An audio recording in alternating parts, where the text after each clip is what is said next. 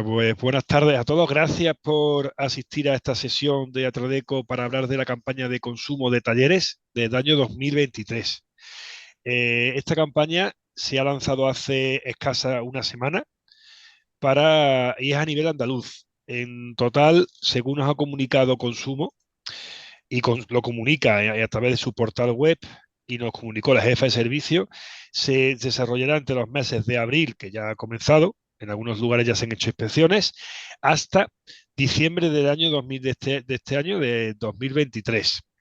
Serán unas 210 actuaciones en talleres de Andalucía. Es decir, estamos hablando de unas 30 instalaciones por provincia. No son muchas, pero esta es una campaña que se hace todos los años. Es decir, que si estamos hablando que en la provincia de Córdoba puede haber unos 800 talleres entre red independiente y talleres de marca, concesionarios o servicios oficiales, estamos hablando de que al final, en varios años, le dan una vuelta a casi todos los talleres. Hablamos de casi todos los talleres que están legalizados en industria. Esta campaña solamente se destina, que es una de las cajas que siempre tenemos en el sector, a aquellos talleres que tienen placa industrial, porque es de donde se nutren ellos en el listado que tengan para poder visitar. No son campañas de inspección a talleres a puertas cerradas. Esas campañas las hacen por indicación de otros servicios o porque Atradeco les indique dónde ir para ver una instalación irregular. En cualquier caso, en temas de consumo no suelen entrar en establecimientos a puerta cerrada porque sorpresivamente consideran que un taller a puerta cerrada sin documentación no es un taller, con lo cual no tiene que cumplir la normativa de consumo. Aunque os parezca increíble, esto es así. Si es verdad que se puede fiscalizar en industria, en medio ambiente, licencia de apertura, etcétera, etcétera. Pero en consumo, no. Con lo cual esto es para todos vosotros, talleres cumplidores. Vamos a repasar los diferentes puntos, ¿vale? Se trata de una campaña de inspección a doble vuelta en el año 2015, más o menos, por la presión de las asociaciones, la nuestra y del resto de provincias en el seno de FATA, que ahora ya somos FAETAM, hemos creado una nueva federación. Se consiguió que Consumo facilitara los protocolos públicamente en la página web y que fuera doble vuelta. Eso no es que no significa que nos tengamos que relajar, en el sentido de que, bueno, como van a venir dos veces, no. Hay que intentar cumplir de primeras porque si un inspector llega a un taller nuestro, uno de vuestros talleres, y ve que hay muchos incumplimientos, esto es como todo, somos personas y ellos son profesionales, tendrán sus listas blancas, grises y negras. Si cumplimos en la mayor parte, ellos harán una segunda vuelta. Si en la segunda vuelta no hay ningún tipo de incumplimiento, no pasa absolutamente nada. Pero si ve que es un taller que aunque la segunda vuelta tenga haya mucho cumplimiento, pero ha visto defectos muy graves en la primera, tenés por seguro que en otro año volverán a pasar por vuestro taller, con lo cual es importante que son 4 o 5 cosas y para eso estamos nosotros como asociación, para echaros una mano. Vamos a ir repasando, no sé si tenéis el protocolo en la mano, lo pasamos por correo electrónico y vamos a ir pasando por los diferentes apartados. Es decir, esto es un examen que os pone la Junta de Andalucía y lo cual no quiere, esto es lo que van a seguir, lo cual no quiere decir que si no ven algo que está en la normativa que no esté aquí, es decir, algo pues que tenga que ver pues con las garantías, algún tema que no esté específicamente recogido, pero que sea un tema legal. Por ejemplo, el etiquetado de los neumáticos nuevos. Si vendéis, tenéis los neumáticos allí, los vendéis, eso tiene que tener un etiquetado. Si ese etiquetado no está correcto, aunque no está en este protocolo en concreto, sí os lo fiscalizaría. ¿Vale? Primer punto de este protocolo, hojas de reclamaciones. Te preguntan si tienes hojas de reclamaciones de la Junta de Andalucía a disposición del consumidor. Os voy a compartir pantalla. Vamos a ver que lo veáis. Un momento.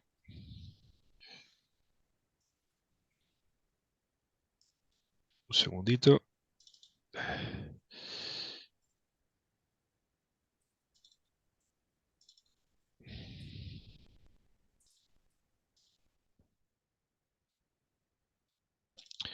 ¿Veis la hoja de reclamaciones? ¿Lo veis bien? Sí se ve, ¿no? Aquí tenemos la hoja de reclamaciones actual. esta es la hoja de reclamaciones anterior a la actual. Bien, efectivamente. No, miento, son las dos. Exactamente. Eh, Estas dos hojas de reclamaciones son perfectamente válidas, tanto una como la otra. Es decir, tienen unas pequeñas diferencias. Las que no valen son las horizontales, ni aquellas donde hay un espacio que decía respuesta de la empresa. Desde hace 3 años se cambió el modelo, fue justo antes de la pandemia, de manera que el espacio reservado a la contestación de la empresa se eliminó. ¿Por qué se eliminó? Porque según la normativa de consumo tenéis, después de que se te pongan una hoja de reclamación al consumidor, la empresa tiene 10 días laborables, 15 días naturales para responder esa hoja. Muchas empresas, al responder en la parte correspondiente a la empresa en la hoja, consideraban que eso era una respuesta. Y eso no es respuesta. La respuesta tiene que venir de manera posterior por carta certificada. Con lo cual, el nuevo formato eliminó. Entonces, os pido que comprobéis que tengáis esos libros de hoja conforme al actual, que es aquel que no incluye la respuesta por parte de la empresa, que hay que hacerla por escrito y con una serie de puntos. Os invito a que cuando venga una hoja de reclamaciones, inmediatamente nos mandéis copia de todo, incluso recuerdo de depósito, a la asociación para que os echemos una mano en responderla, que es parte de nuestra función. ¿Vale? Para eso está Rafael Baena, que es el técnico nuestro. Esta hoja de reclamaciones tiene una parte muy importante, que es la parte de la pretensión, donde eso no existía antes, donde el consumidor dice qué es lo que pretende con esas reclamaciones. Aquí se habla desde una compensación económica, una disculpa, una reparación, etcétera. Es uno de los puntos peliagudos de este nuevo modelo, que no es vinculante, pero sí influye en la consideración por parte del servicio de consumo. Lo normal, pues que lo que pretenda sea una devolución del producto, una atención en garantía, una compensación económica, etcétera, etcétera. Pero ya os digo, tenéis que tener este libro en cada establecimiento. Y si tenéis una grúa o tenéis un servicio de asistencia al exterior, tiene que haber un libro de hojas de reclamaciones en cada uno de los vehículos que asistan al exterior.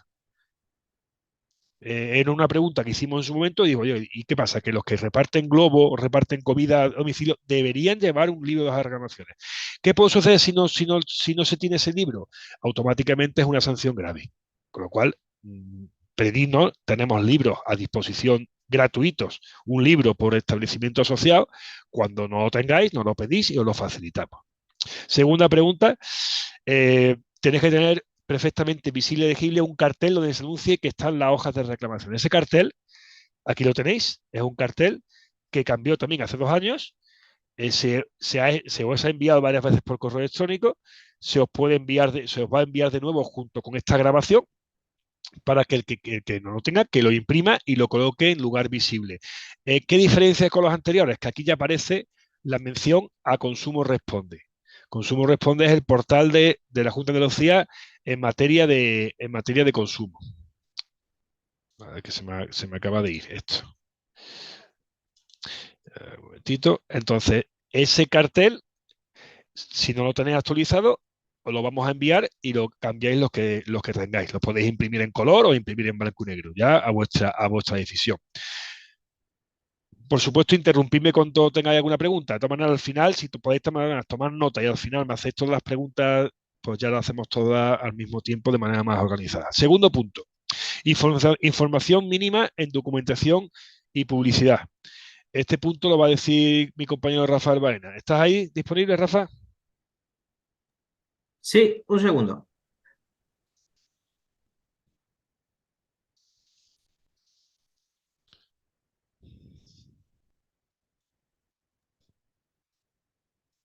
Nada, estaba con el compañero que Vale. no hemos conseguido que se le oiga.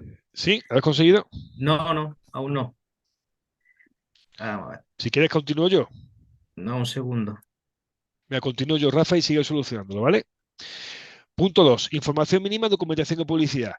Eh, Pregunta tercera, pregunta si es un taller especialista, sí o no. En caso afirmativo, la clasificación de la especialidad se ajusta a lo dispuesto en el decreto 9/2003. Es decir, sabéis que en vuestras placas, la placa de taller tiene una serie de pictogramas donde están las 4 ramas y las 8, son 8 o 9 especialidades. En esta parte te pregunta si eres un taller especialista, si eres un especialista en ruedas de neumáticos o en radiadores o en equipos de inyección, si está actualizado el pictograma y si es lo que tú estás desarrollando en el taller. Una de las cuestiones que miran, aunque sea industria, es que lo que ponga en la placa sea realmente la actividad que estáis desarrollando. No puede haber nada en la placa que no esté en el taller, ni por exceso ni por defecto. Tampoco, no es sancionable. Imagínate que tenéis carrocería de pintura y no tenéis cabina de pintura. Bueno, no es correcto. No, antiguamente sí era un incumplimiento porque hacía falta una maquinaria mínima de funcionamiento. Hoy en día, desde 2012, no existe maquinaria mínima de funcionamiento, con lo cual ir por exceso no sería un problema. Pero es verdad que no es técnicamente correcto. Lo que sí sería un problema es tener una cabina de pintura y no tener la rama de carrocería de pintura como pictograma, o reparar motocicletas, o digo, reparar ruedas y neumáticos y tener solamente la especialidad de radiadores. No, no puede ser. Tiene que estar ajustado una cosa a otra. ¿Cómo se cambia? Es una declaración responsable, o lo hacemos desde la asociación. Si hay que tener en cuenta que cualquier cambio que se haga en la administración supone, si no habéis pasado las OCAs periódicas, baja tensión, contra incendios y aparatos a presión, que son cada 4 años más o menos, automáticamente os lo van a requerir, porque yo en cuanto reciban la documentación del cambio de rama, ampliación de rama o especialidad, os dirán, me debe usted las OCAs.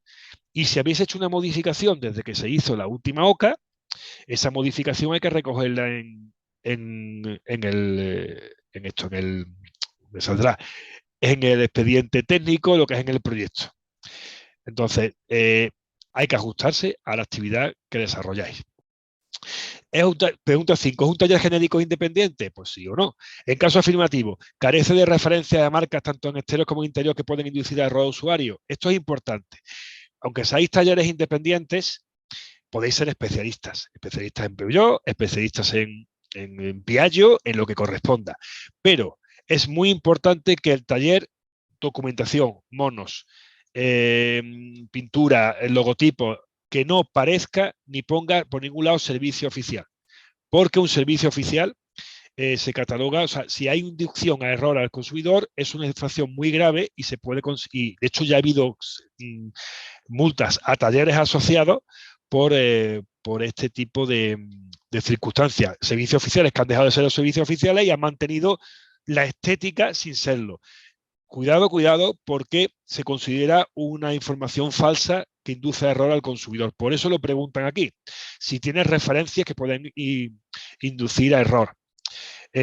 Pregunta 7. En caso de taller genérico, que son los talleres independientes, ¿tiene a disposición del público para consulta dentro del taller albaranes o factura acreditativa del precio y origen de las piezas utilizadas en reparaciones? A disposición. Un taller, o sea, un cliente os puede pedir que le enseñéis las facturas de compra de las piezas. No os tiene derecho a que se las deis, pero sí se las tenéis que mostrar.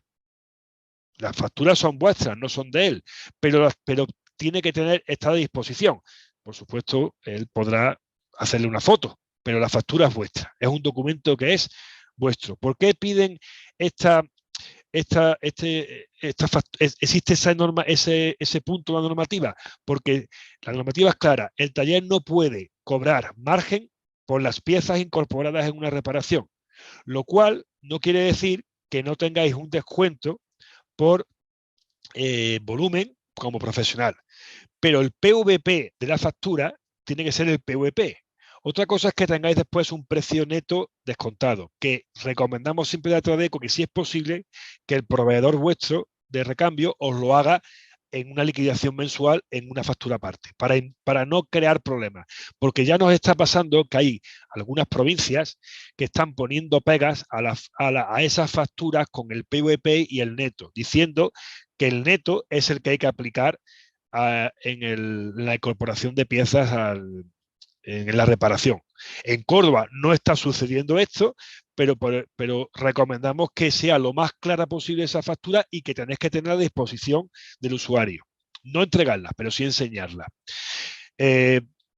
Pregunta 8. En caso de taller de marca, dispone de autorización escrita del fabricante nacional extranjero. Es decir, los servicios oficiales y concesionarios tienen que tener a disposición del inspector el contrato de distribución que le acredita como distribuidor oficial de esa marca. En caso de taller de marca, dispone a disposición del público de las tablas de tiempo de trabajo y sistema de evaluación en euros. Es decir, tienes que tener, si eres de marca, las tablas, los precios de mano de obra, los tiempos de trabajo relativos a los trabajos de la marca. Esto no es necesario en los talleres independientes. En los talleres independientes tienes que tener, como en todos, puesto el cartel de precio de todos los servicios que hagas. Los que hagas en el taller y los que se hacen en movilidad. Es decir, servicio de grúa, gestión en la ITV, reparaciones en el exterior, sí, cambio de cualquier reparación que puedas hacer en casa del cliente, etcétera, etcétera.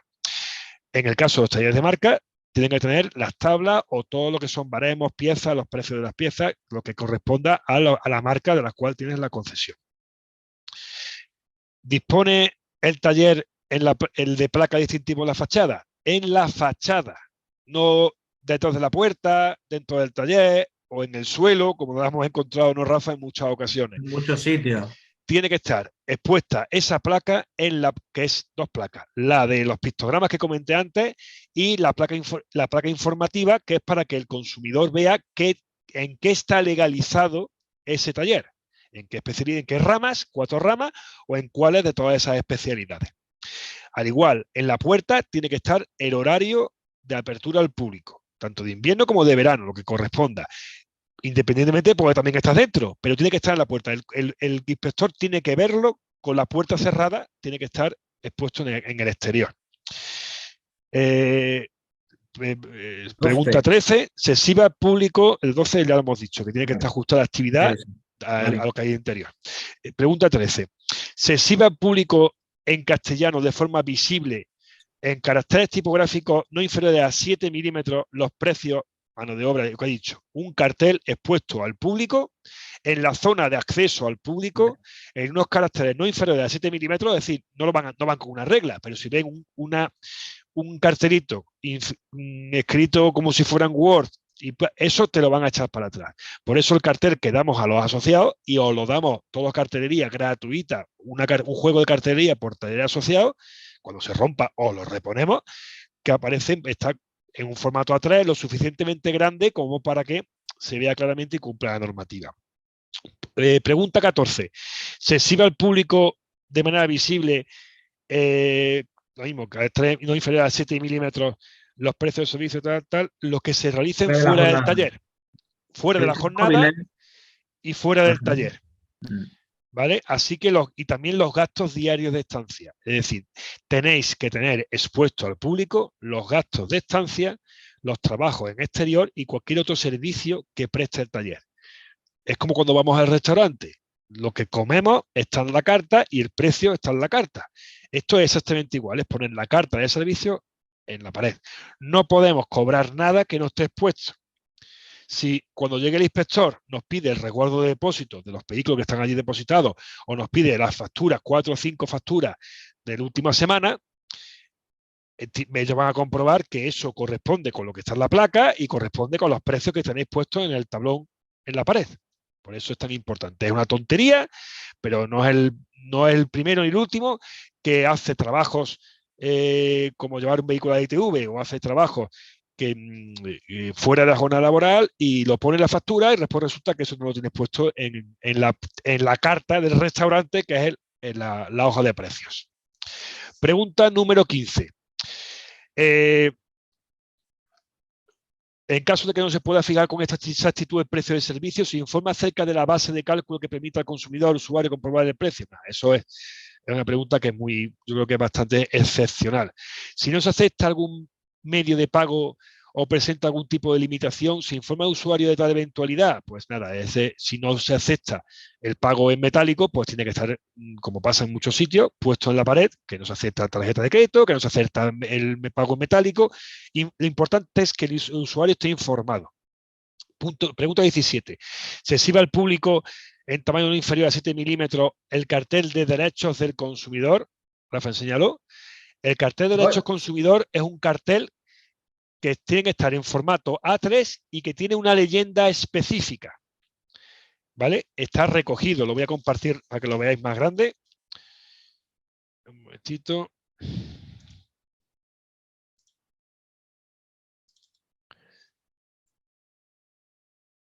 A ver si... Compartir. Bien. ¿Lo veis ahora? Se ve, ¿no?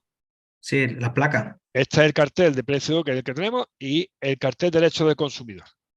Esta leyenda que aparece aquí es una leyenda que está textualmente de la norma.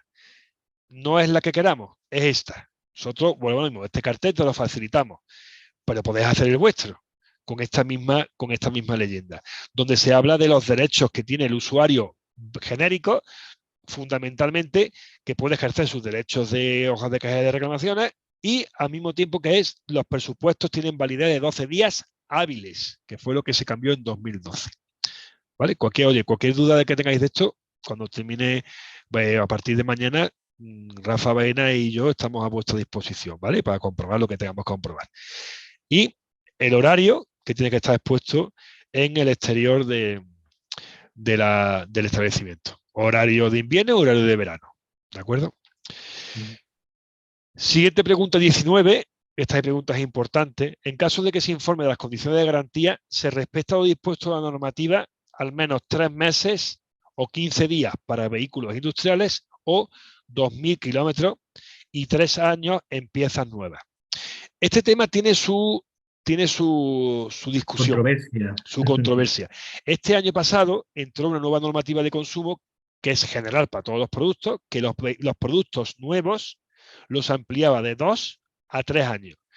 Nosotros, o vosotros, nos incluimos dentro de vuestro, de como reparadores,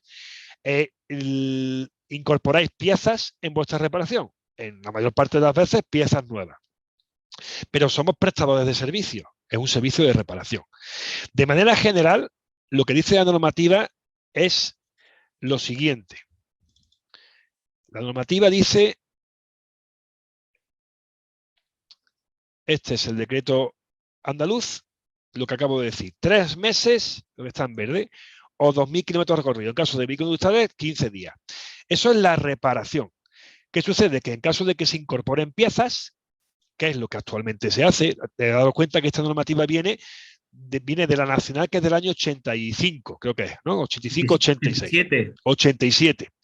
Implica que en esa época se reparaba mucho y se cambiaban pocas piezas, menos piezas que ahora. Ahora se incorporan muchas piezas nuevas.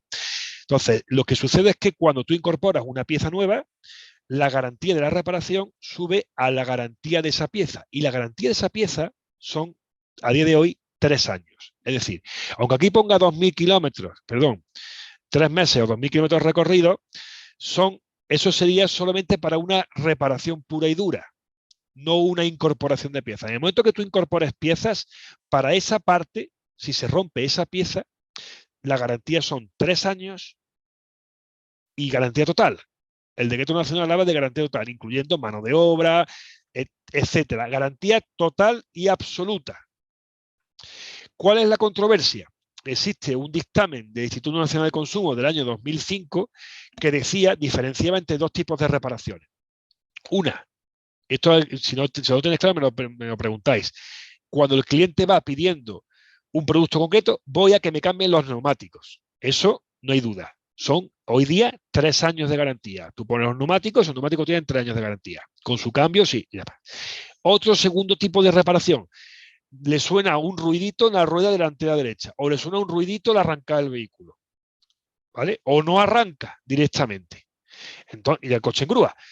Ahí el usuario no está pidiendo que le cambies una rueda, le está pidiendo tu pericia como reparador. En ese caso, la discusión nuestra como asociaciones, y estamos intentando que entre consumo en razón, amparándonos en ese dictamen, que es un dictamen muy antiguo, de un instituto que ya no existe. Ahora está la Comisión Nacional de Mercado de la Competencia, ya no está el Instituto Nacional de Consumo, diciendo que al ser una reparación pericial, se utilizarían los 3 meses o 2.000 kilómetros recorridos, no la garantía de la pieza, porque ahí no se está comprando piezas, se está comprando reparación.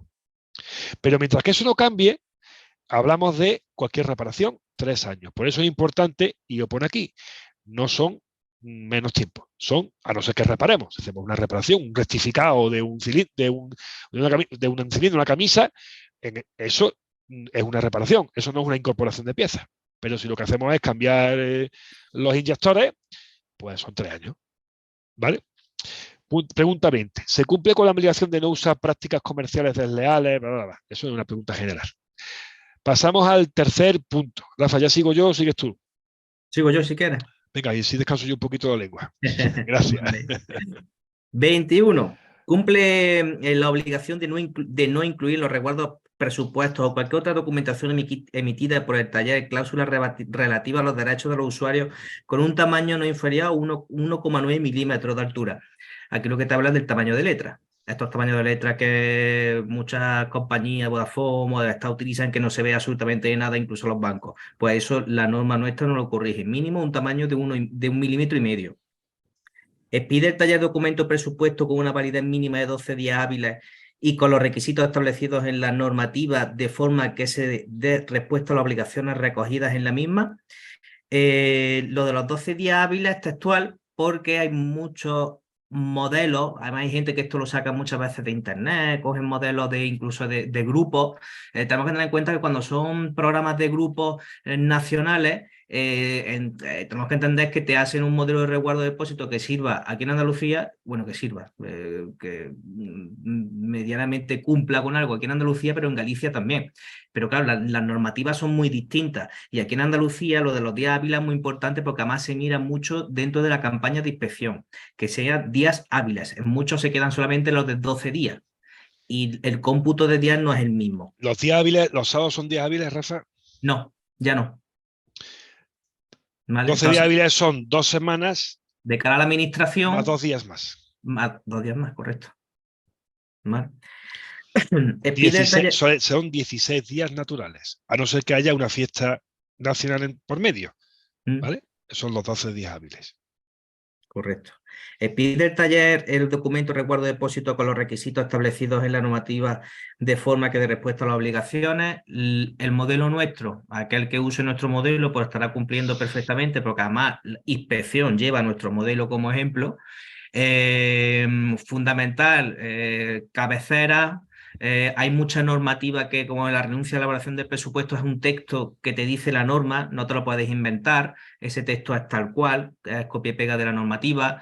Fechas previstas de entrega, súper importante, porque además se mira un montón en las inspecciones, las fechas previstas de entrega, y vosotros siempre respondéis, es que yo no sé si me va a tardar una semana o va a tardar 2, tírate un poquito alto, si siempre, rellénalo, aunque te tires un poco alto, pero rellénalo, no me lo dejes en blanco porque eso se mira mucho, ¿vale? Los datos fundamentales como modelo, marca, matrícula, kilometraje, eso es fundamental porque te lo pide la norma, los datos del cliente fiscal, los datos clientes vuestros también fiscales, eso es evidente. Luego estáis viendo aquí como seguro en vigor, persona que lo deposita, eso ya es la aseguradora, eso también, pues bueno, es un poquito, eso no viene recogido. Eso no es norma, no es norma. Eso no es norma, pero correcto. sí, otra cosa importante son las autorizaciones.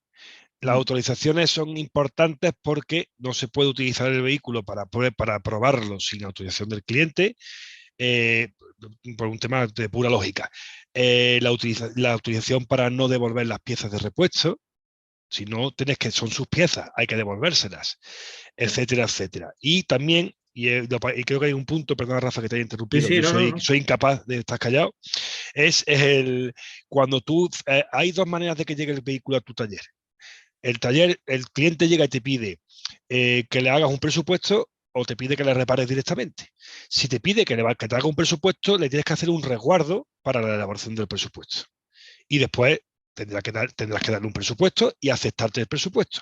Si él entra directamente para reparar, o bien que sea, porque sea una reparación de una revisión de los 20.000 kilómetros, le hace su resguardo con renuncia a la renovación del presupuesto previo, o el presupuesto directamente firmado actúa como resguardo. ¿Por qué digo esto? Porque si todos los que firma tu taller son resguardos con renuncia, es pura lógica. Eso huele a que solamente tienes resguardos con renuncia. Eso ya se ha considerado en muchas ocasiones, en algunos expedientes que hemos tenido que tramitar, como abusivo. No, es que todos me firman la renuncia. Es que usted tiene que tener modelos también de presupuesto. Usted no hace presupuesto, a usted no le dejan vehículos para presupuesto, solamente hace. Entonces, por un lado eso, y por otro lado, que la renuncia solamente es para lo que pone aquí, en la parte de descripción de la reparación. Es decir, si aquí pone ruido en el motor, la factura final de esa reparación no puede tener cambio de neumático o una reparación de un palier, porque ha renunciado a lo que se pone en el resguardo. Si en la reparación surgen nuevas averías, habría que firmar un nuevo resguardo o una ampliación del resguardo. Nadie se está metiendo en que existan, en aceptar como ampliaciones, aunque no está recogido la norma, los correos electrónicos. Pero si podéis hacer el resguardo ampliando esa renuncia, mejor, porque como de la casualidad que llegue el inspector y os diga, dame el resguardo de este y este, ¿y qué le estás haciendo? Y vea que estás abusando de esa renuncia, eso es una sanción también. Ya me cayó, Rafa, sigue tú. Correcto. No, perfecto. 24. Se comprueba para todos los vehículos que están depositados en el taller que se ha cumplimentado el documento de resguardo de depósito. Si mal no recuerdo, eran 500 euros por vehículo, ¿no? Se comprobaba y cada sanción era 500 euros por vehículo hasta una suma total, no sé si eran de De 3.000 o acuerdo. 3.001, no me acuerdo, pero vamos, para que tengamos una idea, si tienes 3 coches, pues será una sanción en principio de 1.500 euros, a razón de 500 euros por coche, ¿vale? Sabemos que hacer los resguardos es un rollo y para todos, pero esto es así. Y es más, después si hay alguna reclamación del cliente, es importantísimo que tengamos documentación, porque si no, no podemos defenderos. Si no están los resguardos firmados y hechos y demás, no podemos defenderos ante una posible inspección o una hoja de reclamaciones. Así que tenemos que todos acostumbrarnos a los que no lo hagamos o no lo hagáis, a hacerlo. Que aunque venga un primo hermano o un amigo, hacer el resguardo. Incluso para los vehículos de atención en garantía. Un vehículo, aunque no conlleve un pago económico, el resguardo hay que hacerlo. Porque ese vehículo sea depositado dentro del taller. Y además, y ya sabéis algunos casos que han pasado en los últimos años, si hay un incendio en vuestras instalaciones, el seguro podría pedir justificante de la situación de esos vehículos dentro del taller. Se os puede complicar mucho la vida por no tener un documento. Entonces, os animamos a que os acostumbréis los que no lo hagáis, ¿vale? Mm. Y ya no es solo eso, sino también luego a la hora de reclamar la deuda. Si un cliente te deja una factura pendiente o dos, lo primero que te va a pedir el juzgado es demuéstreme usted que el vehículo estaba en sus instalaciones. Y que ha aceptado Mm. o ha renunciado a ese presupuesto, que lo ha aceptado. Y- Si no hay claro, aceptación por escrito, te puede decir que no te lo pagas. Y le claro. tendrías que devolver el vehículo en las condiciones previas. Vamos, el caso más rocambolesco que yo he vivido en la asociación fue con un compañero que le deja de ver el coche, le dice el compañero que no se lo lleva hasta que no pague la deuda. El hombre se va, al día siguiente se planta en la Guardia Civil, era de un pueblo, había comandancia, se presenta la Guardia Civil, oye, que mi coche me lo han robado y lo han visto en talleres fulanitos. Y va la Guardia Civil buscando el vehículo que el dueño lo había denunciado como robo. Entonces, pues bueno. Luego se Eh, esclareció la situación y tal, pero es verdad que Esos son casos extremos, pero bueno, claro, claro. No, podría pero ocurre. llegar a suceder. O Sí, sí. bueno, casos de vehículos abandonados en el taller que no pagan la factura, que no podemos hacer el tratamiento residual del vehículo, según marca el protocolo de DGT, que es mandar el coche También. a chatarra, ¿vale? A los 9 meses, entre 9 y 12 meses, porque no hay documentación acreditativa de ese vehículo en el taller. Mm, Ahora, ¿cómo mandas algo al chatarra que ni siquiera tienes tú depositado ahí? Es un problema. es un problema, un problema. 25. Se incluye en el recuerdo de depósito un recuadro con la opción de renuncia al presupuesto con una firma específica en el Ya lo supuesto hemos protocolo. dicho. Lo que Siguiente. habíamos dicho, la Vamos renuncia. rápido. 26. Se comprueba para los casos en los que la renuncia al presupuesto que se ha cumplimentado en el recuerdo de depósito en el apartado correspondiente al motivo por el que se deja depositado el vehículo. Lo hemos Ya lo dicho he también. explicado antes. Se conservan los presupuestos y recuerdo de depósito al menos durante un año desde el vencimiento de la garantía. Tú reparas algo hoy, el vehículo tiene 3 años de garantía en esa reparación y tú tendrías que guardar el recuerdo de depósito un año más. 4. Total, 4. Correcto. ¿Vale? Resguardo y presupuesto, lo que hagáis. Importante, el resguardo tiene una parte de entrega al cliente y una parte de prestador de servicio. No os quedéis con ningún ejemplar del cliente. Es que el cliente no lo ha cogido. Lo rompéis. Rómpelo. Guardado nada más que el vuestro, no el del cliente. Si el cliente no lo quiere, que lo rompa en la puerta, pero se lo dais. El no darle a él su copia no os protege en nada. Al contrario, pensáis, no, yo no se lo doy porque si no lo tiene, no, es que es peor que no lo tenga. Porque si os pone una reclamación va a decir que no se lo habéis dado. Entonces, dádselo y guardadlo 4 años. Correcto. Se conservan los presupuestos y resguardo de depósito durante 6 meses de su emisión. Esto es en los casos en los que la reparación no se efectúa. Hacéis un presupuesto de un cliente que no repara con vosotros y tenéis la obligación de conservarlo durante 6 meses. 29. En los casos en los que se cobran gastos de estancia del vehículo, se comprueba que el usuario ha sido previamente informado de su importe de los resguardos de depósito presupuesto en su caso. Los carteles nuestros, si los rellenáis bien rellenitos, aparece el concepto de gasto de estancia, pero es que en los resguardos de depósito también aparece abajo, en la parte de abajo, ahí sí, transcurridos 3 días desde la puesta en conocimiento, es que no lo veo bien porque me tapa la Sí, pantalla. aquí yo, vale. Ahí, fenómeno. ¿Vale? Gasto de estancia. Hay compañeros que tienen esto en su programa que ya sale de por sí, la pre-relleno con un importe fijo, entonces pues bueno, no hay problema. El que no lo tenga relleno, es verdad que tiene que tener cuidado de que cada vez que emite un resguardo de depósito a un cliente, pues tendrá que ponerle el concepto correspondiente, ¿vale?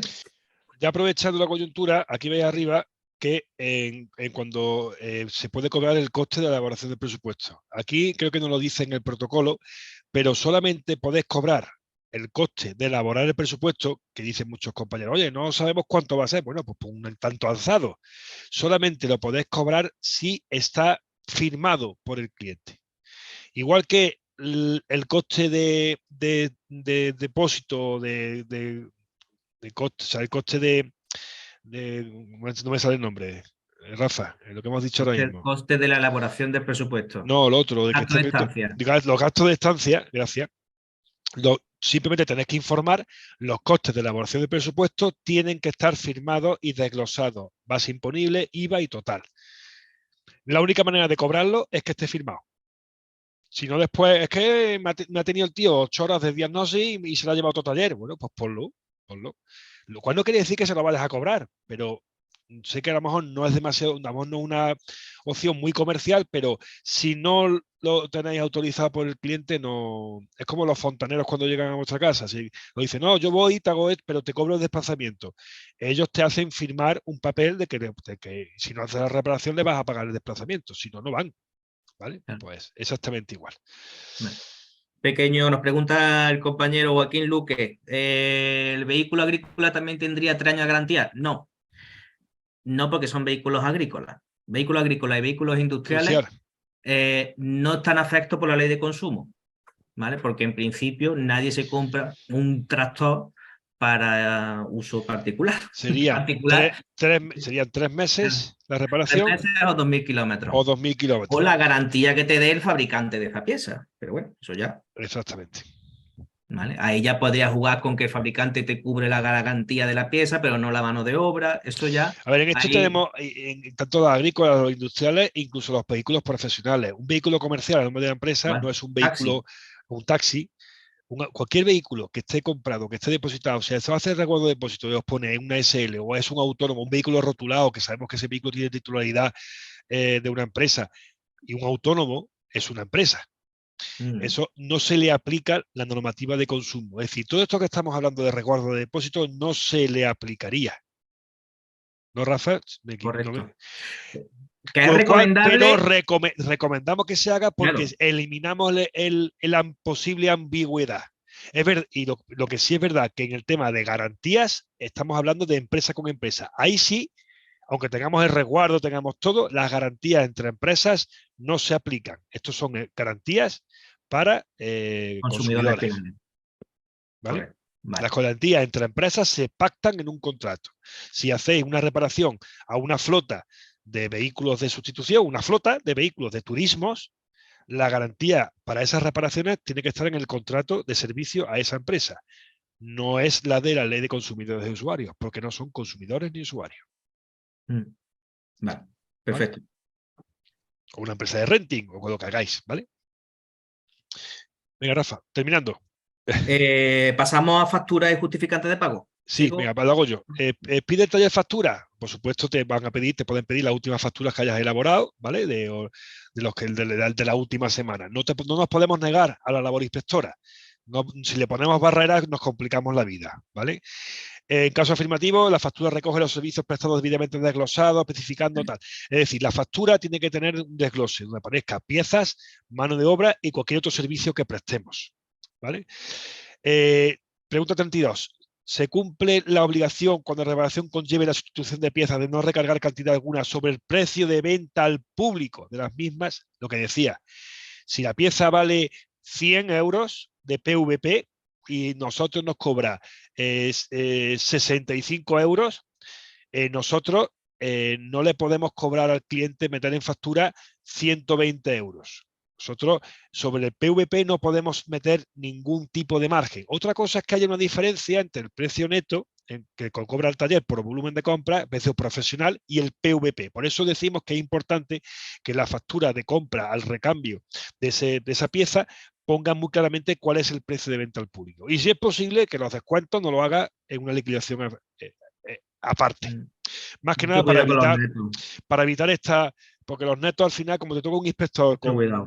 te Mm. puede buscar las vueltas, ¿vale? Porque hay veces que una pieza son 100 euros, pero hay otras veces que las piezas son 500, 600 o son 2000.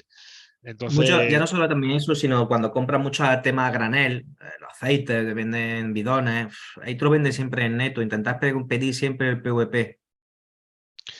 porque no, el taller no puede cobrar margen. El único margen que tiene el taller es su prestación, su mano de obra. Vosotros vendéis horas de trabajo, no vendéis piezas. Otra cosa es que tengáis un CNAE y os estéis dado de alta como los concesionarios son también recambistas. Ellos, por supuesto, pueden cobrar margen en las piezas porque son recambios. Venden piezas. Los talleres reparáis, sustituís piezas o reparáis, con lo cual no puede haber ningún margen sobre PVP. Pregunta 33. Esta tiene telita también. Es de actualidad. Y vamos a mandar una circular mañana o pasado sobre el tema. ¿Se cumple con la obligación de no aplicar recargos por gestión de residuos en los casos que no procede? Es decir, aceite usado, neumático usado, baterías, etcétera. Esto tiene un problema. El problema es el siguiente y surgió el año pasado y está ya levantándose y de hecho ya está en el protocolo regional. En muchos talleres cobráis, o sea, repercutís la ecotasa de los neumáticos y de los aceites, ¿vale? La de Signum. Según el criterio actual de consumo, no se puede repercutir al usuario ese coste, esa tasa. Nosotros hemos hablado con ellos, le hemos presentado por escrito la justificación, lo estamos moviendo como FAETAM, la Federación Andaluza, vamos a moverlo en Sevilla, diciéndole que eso es una tasa que se le cobra al taller y el taller puede cobrarlo. Y según ellos dicen que no, porque nosotros no, los talleres no pueden repercutir otra cosa que no sea aquello que están, el servicio que están prestando. Pero le poníamos como ejemplo el impuesto de los gases fluorados. El impuesto de los gases fluorados es obligatorio por ley desglosarlo en las cargas de aire acondicionado y factura, porque una cosa sí y otra cosa no. Y aparte por transparencia. Ellos daban la solución de que se incorporaran el precio de reparación. que se sumara, que si el coste de la ecotasa son 5 euros, pues en vez de 100 van a ser 105 el cambio de neumático, lo cual no tiene sentido ninguno. Entonces nuestra recomendación, mientras que se soluciona el tema, es que esa ecotasa de neumáticos, aceite, baterías, cualquier ecotasa que os repercuta a vosotros el recogedor, lo incorporéis en el precio del servicio y no lo pongáis de manera desglosada en la factura, porque esta pregunta va por eso, va a pillaros en ese desglose. No obstante, si hacéis una inspección y os viene cualquier problema al respecto, nos lo decís e intentamos negociarlo con el servicio de consumo. Apartado quinto, ya terminando. Venga, Rafa, le metemos el turbo. 34. Pásame, porfa, ponme la tablita Sí, perdona. en pantalla. Manómetro. Este apartado va sobre las inspecciones que tanto manómetros, analizadores de gases y opacímetros tienen que tener. Esto viene porque al final todo elemento de medida está sujeto a su revisión correspondiente. Lo mismo que cuando vamos a una gasolinera, pues los surtidores están revisados, cuando vamos al Mercadona o al Aldefa, al Carrefour, los pesos, las balanzas también están revisadas, porque todo lo que es elemento de medida tiene que estar sujeto a su inspección periódica correspondiente para que si algo que pesa 1 kilo, que sea verdad que durante el tiempo correspondiente ese kilo sigue siendo 1 kilo siempre. En el caso nuestro, con los manómetros, 3/4 de lo mismo. Si nosotros estamos metiendo 3 kilos de aire en una rueda, que realmente sean 3 kilos, no sean 3 kilos 200 ni 3 kilos y medio. Entonces, baja el manómetro, creo que está abajo del todo, me parece. Manómetro, sí. Los manómetros se revisan periódicamente cada 2 años, ¿vale? ¿Quién lo revisa? ITV. Control metrológico. Hay que pedir cita, ellos te dan la cita, tú vas o ellos van a tus instalaciones, eso ya como tú lo acuerdes con ellos. Te conectan su manómetro con el tuyo, si el tuyo marca lo mismo, pues tu manómetro está correcto, le pones su pegatina correspondiente con el sellito del logotipo de la Junta de Andalucía y tienes otros 2 años más. ¿Qué es lo que hace muchas veces la gente? Pues compran manómetros nuevos porque valen. Por el precio que tiene el manómetro no tengo que pedir ITV ni perder el tiempo. Correcto. ¿Vale? Con los analizadores de gases y los opacímetros, 3/4 de lo mismo. Al final estamos midiendo cantidad. 1 año. Analizadores de gases 1 año. Opacímetros 1 año. Exactamente el mismo proceso, el mismo protocolo. Pide cita en control metrológico ITV, que además corresponde a ITV chica, aquí en la Torrecilla. Y lo mismo, tú te llevas tu cacharro o ellos van con su furgonetita y te lo analizan en tus instalaciones previo pago. En la práctica compraréis cada cierto tiempo, antes de esa periodicidad de 1 año o de 2 años, el nuevo aparato, cada uno que vea su disponibilidad y su interés, guarda la factura para poder justificar que efectivamente ese manómetro tiene menos de 2 años. No, porque si no tenéis la factura, ellos pueden decir que eso tiene más de 2 años porque no podéis probarlo. Para terminar, ya terminamos, Rafa, lo que comento yo, todo este protocolo es a doble vuelta, a excepción de esto último que hemos dicho. Opacímetro y manómetro, si os cogen en un renuncio, levantan acta y lo mandan directamente a sanciones de industria, que tramitaría la sanción directamente. Ellos no tramitarían, consumo no tramita esta parte del expediente, con lo cual es importante esta última parte. Mirarlo porque lo comprueban ellos y se le pasan la información a industria y no va a inspección, va a sanciones directamente. Y ahí ya no hay. Allí se inicia el expediente sancionador, se alegará o alegaremos por vosotros lo que podamos alegar, pero si no se ha podido comprobar, no hay, esto está cogido, están cogidos por encima del límite de velocidad en una carretera, pues no se puede alegar nada. Sí se podrá hacer el pago. Normalmente los expedientes tienen todos los expedientes un periodo de alegaciones y después una propuesta definitiva, y si hay pronto pago hay una reducción, no sé si era cuánto era, Rafa, de un 40, 20 más 20. De un 40% y se puede pagar en 2 plazos. Pero bueno, hasta llegar a ese punto, nosotros como vuestra asociación haríamos todo lo posible por alegar y por intentar reducir y minimizar el impacto. Así que por nuestra parte, no sé, Rafa, si quieres añadir alguna cosa más. No. Pues si tenéis alguna pregunta, ahora es el momento. De todas maneras, vamos a pasar esta grabación por correo electrónico. Vamos también a a pasar algunos modelos de lo que hemos proyectado y, por supuesto, está abierta el canal para preguntar ahora y durante la jornada laboral, porque la asociación, al fin y al cabo, sois vosotros. ¿Alguna pregunta?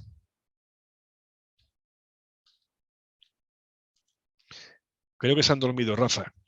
Es posible. Juan Carlos no, que está despierto, y Rafa tampoco. Pregunta Joaquín Luque, ¿cómo puede un taller multimarca tener venta de recambio? Pues mira, un taller multimarca puede tener la licencia de un establecimiento, hay dos licencias. Hay una licencia de actividad con el ayuntamiento y una licencia, en este caso, fiscal, que es con el Estado, el alta fiscal. Una venta de recambio no es industria, no tiene nada que ver con la placa de taller. Hablamos de comercio.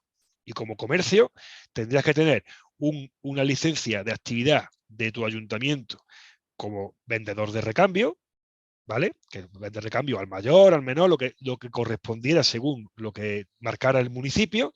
Y después tienes que darte de alta en el CENAE, en el Código de Actividades Económicas, en Hacienda, como vendedor de repuestos en el CENAE correspondiente, igual que tenéis el CENAE, el alta, como talleres. De esa manera podrás hacer una factura vendiendo recambios, deducir tu IVA y presentarás tus declaraciones y todo estará correcto. Si tú presentas tus declaraciones, tú empiezas a vender recambios, Hacienda mirará y dirá, este hombre es un taller, este hombre no puede facturar recambios como un recambista, tendrías un problema con la inspección tributaria. Entonces, darse de alta en el CENAE en agencia tributaria, coste cero, lo que te cobre tu asesor, ¿vale? Y darse de alta en la actividad de venta de recambio a tu municipio, que tu municipio te marcará los trámites. Ahí lo más complicado que puede tener es si tienes intención de vender gases florados. Si tienes Sí, por intención de eso, vender si botellas de vendes gas, gases florados, eso está sujeto a entonces, unas autorizaciones, tienes que eso, presentar unas declaraciones trimestrales darte de alta como CAP, tienes que darte de alta, tienes que tener un almacén X, tienes que presentar eso, unos balances de cuánto tenía aquí, cuánto he vendido, cuánto tengo. Sí, eso es complicarse la vida. En el caso de vender, como has dicho, Joaquín, vender aceites a granel, es lo mismo. Es vender aceites a granel, estás vendiendo, eres un comercio, ¿vale? No me conozco la normativa completa, no sé si vender aceite a granel necesitas un tipo de recipiente específico, pero como comercio es lo mismo, es una licencia municipal y un alta en un CENAE correspondiente, el que corresponde a que diga tu asesor fiscal. Y en ese caso puedes cobrar el margen que te dé la real gana a tu aceite de granel, incorporarlo al precio que tú quieras en tus reparaciones, porque eres vendedor de aceite. ¿Vale? ¿Más preguntas?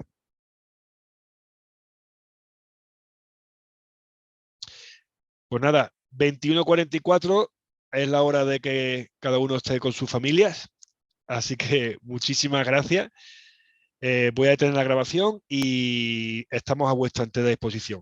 Si alguno de vosotros que no tenéis también compraventa de vehículos, dentro de un par de semanas haremos una sesión parecida con vehículo nuevo, vehículo de ocasión, la información en cuanto a consumos, emisiones, información, documento individualizado en los contratos de venta de vehículos, garantías, y así progresivamente iremos haciendo pequeños seminarios para acercarnos a vosotros y tenerlos actualizados para que la inspección no se cebe con el sector de talleres de Córdoba. ¿Vale? Muchas gracias. Gracias. Adiós, buenas tardes. Luego, buenas noches.